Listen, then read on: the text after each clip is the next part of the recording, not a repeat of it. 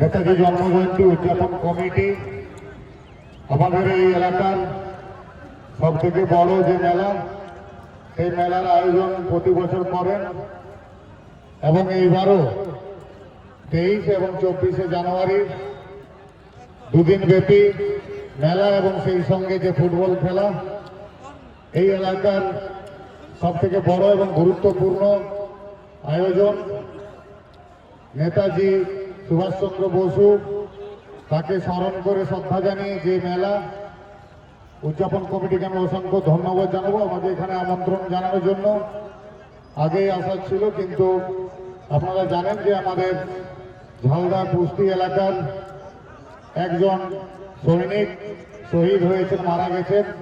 তার আজকে শ্রদ্ধাঞ্জলি সভা এবং তার সৎকার যে আয়োজন করা হয়েছে সেখানে ছিলাম, তাই একটু দেরি হয়েছে। আজকের আপনাদের যে পুরস্কার বিতরণী অনুষ্ঠান ইতিমধ্যেই শুরু হয়েছে। এই মেলা আরো সর্বাঙ্গীন সুন্দর হোক। উপস্থিত প্রত্যেক গুণীজন, সম্মানীয় অতিথি যারা আছেন এবং উদযাপন কমিটি প্রত্যেককেই আমি আন্তরিকভাবে ধন্যবাদ জানিয়ে বক্তব্য শেষ করছি। নমস্কার। ধন্যবাদ সম্মানীয় বিধায়ক মহাশয়কে।